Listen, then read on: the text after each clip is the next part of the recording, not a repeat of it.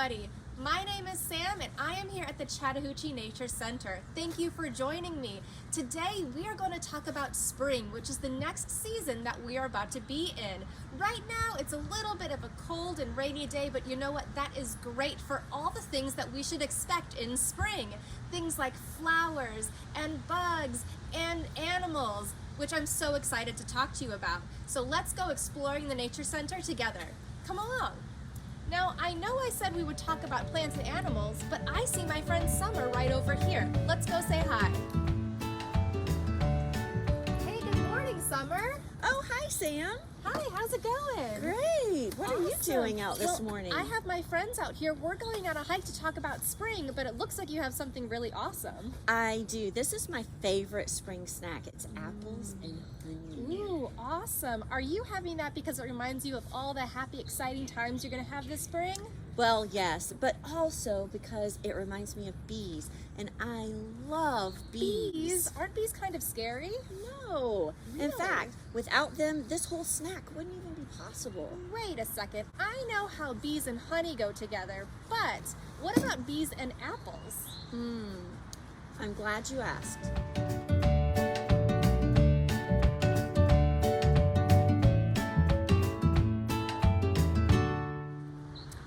Sam, have you ever seen a picture like this? This is an apple tree. That's where apples come from? Yes. Cool. Let's zoom in a little more because I want you to see these flowers. They're so beautiful. Wow. I didn't even know apple trees had flowers like that. I know. love them. They're beautiful, aren't they?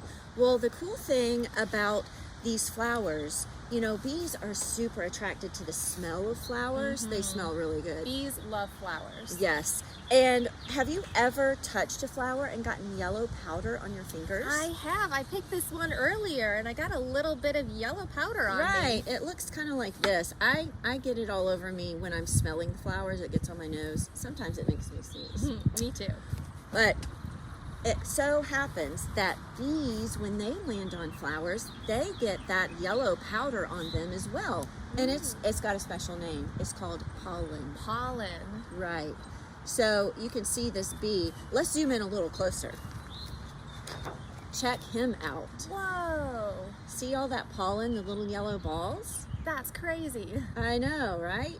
And he's using his long tongue to get some yummy smelling nectar that he will use later. So does that help explain pollination? I'm not sure I understand still. I've got an idea.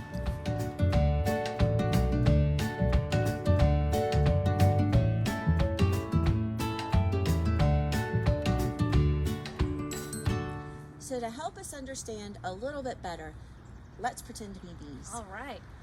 So I'm this cute little bee flying in and I smell some delicious nectar. So before I go down to drink the nectar, I'm landing and so yummy. And then I fly away. You know, there's not a lot of nectar in every flower, so I have to visit lots of flowers. But did you notice that I have some pollen stuck to Right me here, and and stuck right to my legs? Just like we saw in the photo.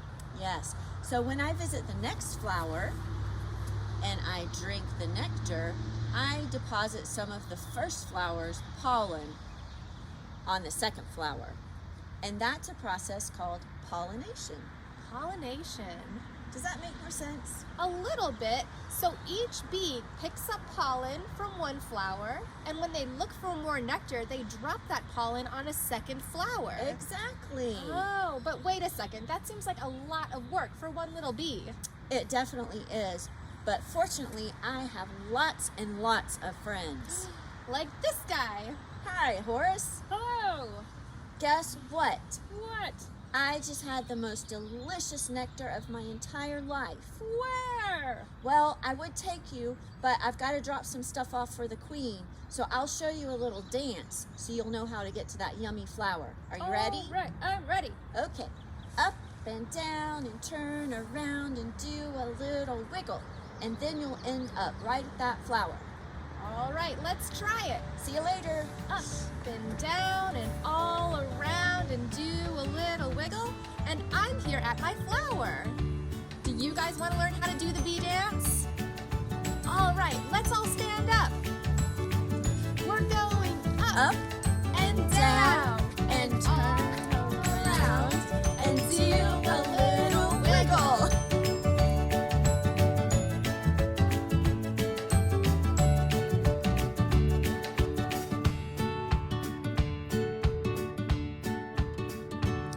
Meanwhile, I have a special delivery to make for my queen. I'm going to zip back to my beehive and I'm going to deposit the extra nectar that I didn't eat into this beautiful honeycomb. Oh, wow. There's so many busy bees already in the honeycomb, and everybody dropping off all their extra nectar helps to make the honey that we eat every day. How cool.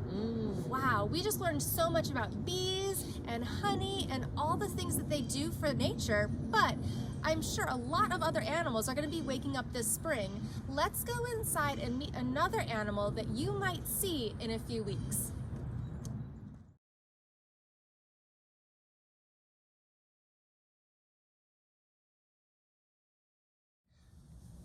All right, hi again everybody. This is Sam again, and we are inside this time because there are a lot of animals out in nature that don't like it to be super cold.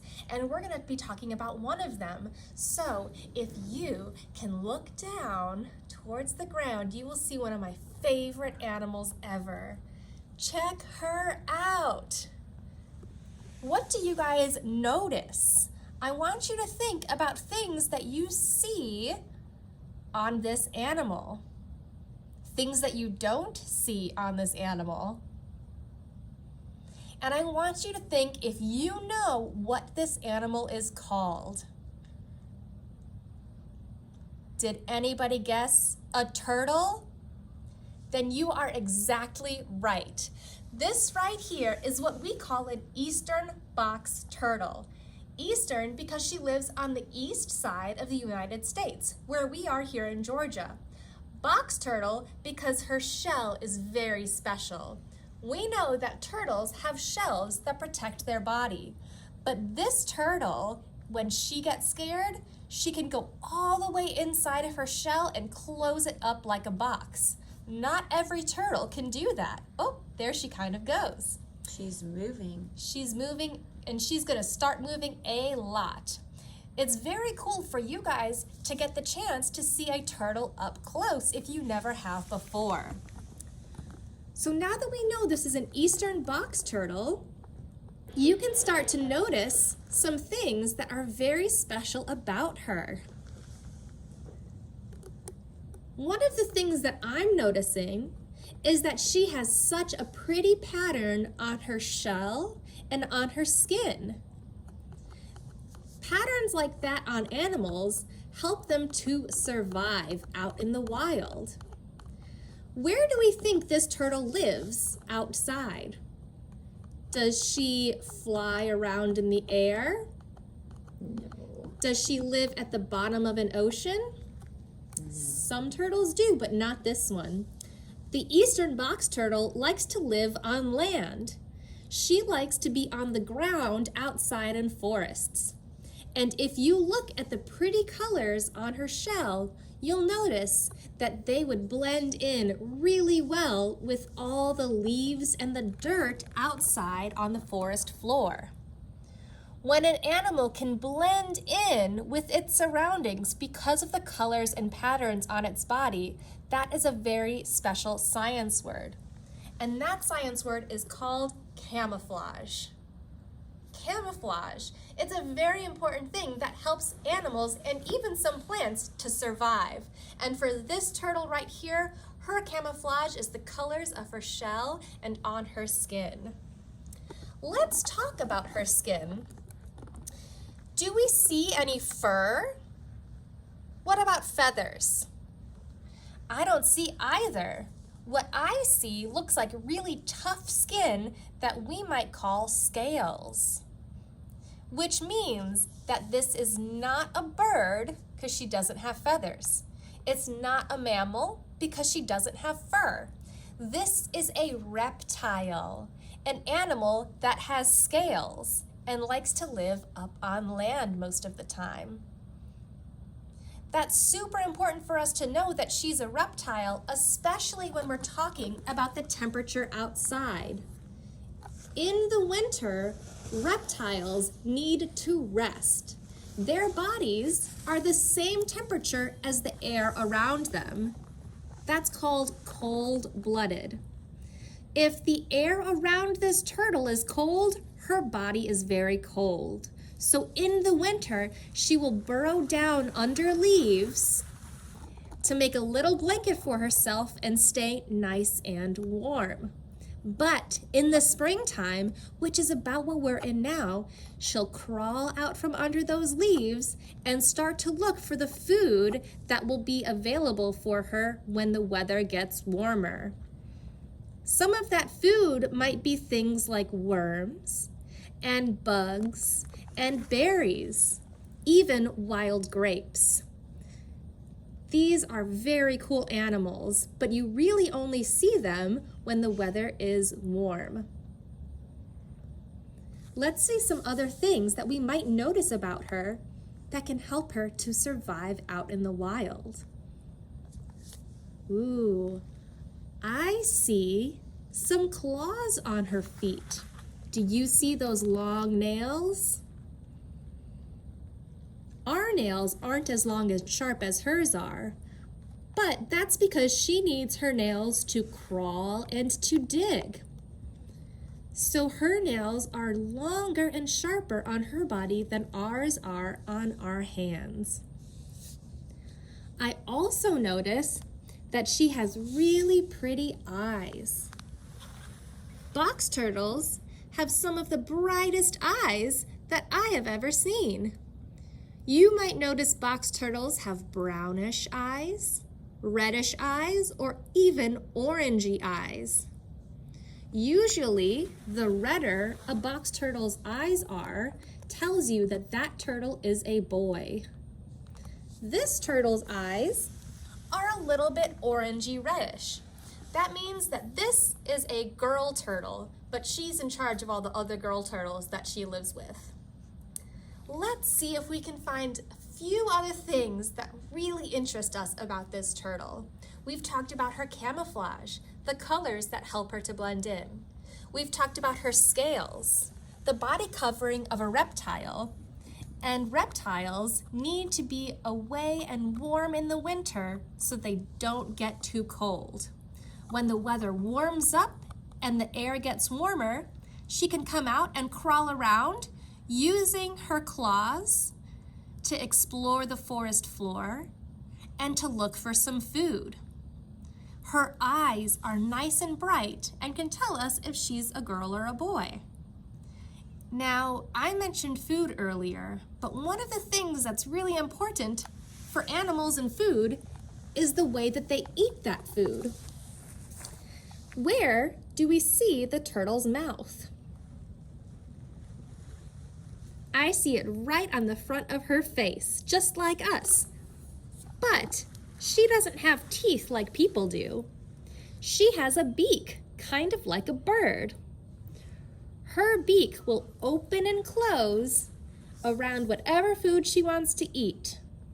But right now, she doesn't have food in front of her, so she's just hanging out, and she'll probably keep her beak closed for us. I noticed that her back feet look funny. Oh, yes. So Miss Summer here has noticed something else about this turtle. And this is a special thing about this particular turtle we're looking at. So let's look at her front. She has her two front feet. She's got her head poking out the front of her shell. And I'm going to pick her up and turn her around. Now, you notice that you would expect her to have two back feet just like her two front feet. But instead, she has one leg without a foot on it and one side of her shell with no leg at all. Now, what happened to this turtle? Well, how about I'll just tell you. This turtle right here, something happened to her that happens to a lot of turtles out in the wild, and maybe by learning more about her, we can help to save turtles in the future. What happened is that this turtle last spring woke up from napping underground during the winter and decided to cross the road to find the place where she wants to lay her eggs. Now, besides turtles, what goes really fast on roads? Cars. Now, unfortunately, sometimes turtles might get hit by a car, but luckily their super strong shells can often save them. The part of their bodies that doesn't get saved by their super strong shells are going to be their soft legs that are sticking out. If their legs don't get inside the shell in time, they might get hurt, which is what happened to her. So you can see that her leg is healed up here. She's not hurting anymore, but her legs are not going to grow back the same way that her front legs are.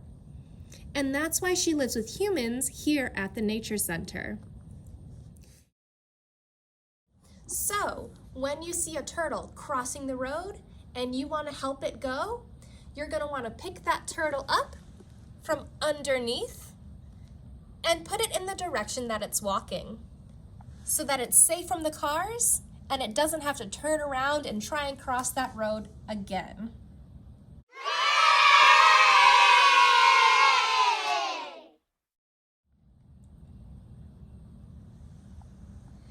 Turtles are some of the best and coolest animals that we can see, and we know that their shells are really, really important to them.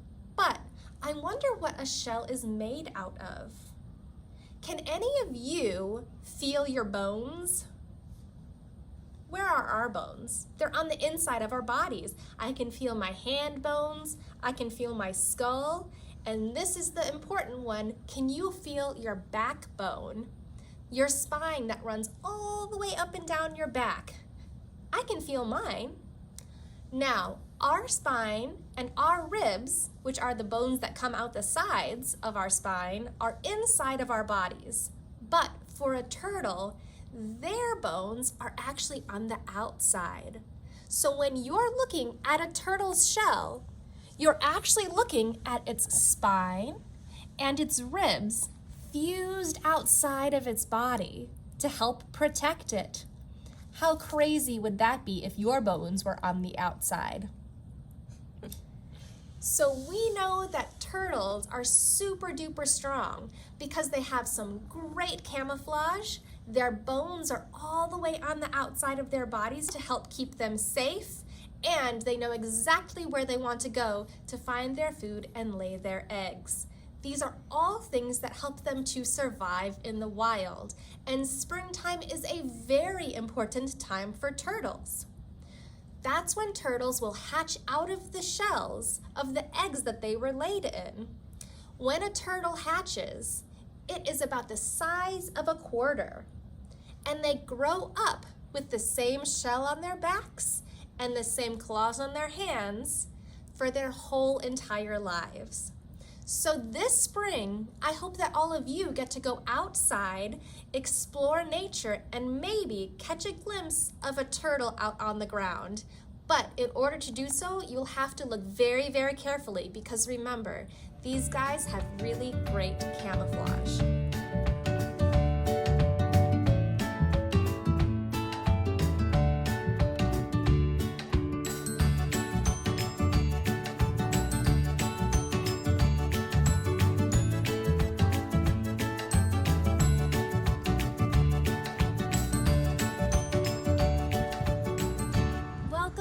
Everybody, that was so much fun. We got to learn all about bees and flowers. We even got to learn about another animal that's going to be waking up this spring, the turtle. So let's go on our little hike right now and explore out in nature where we might find those things. So I'm walking out here along one of our little trails and I'm noticing the dirt underneath me. So let's go down and take a closer look. This soil right here is going to have lots of great things to help all the plants grow in the spring. But even more importantly for our turtle, I think it looks just like the colors of her shell. What's that science word for when an animal can blend in with its surroundings? That's right, it's camouflage. This is great camouflage for our turtle. Let's stand up and keep going. I'm looking around and noticing that here where we live in Georgia, we keep a lot of green throughout all of the winter. You'll notice pine trees with needles all year long, but there are some other trees that grow in different ways. Let's check this out.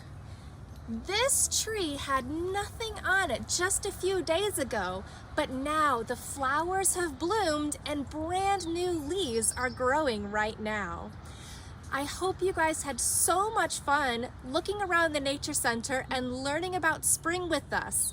I hope wherever you are, you get to see some beautiful flowers like this too. And keep an eye out because you may be lucky enough to catch some busy bees.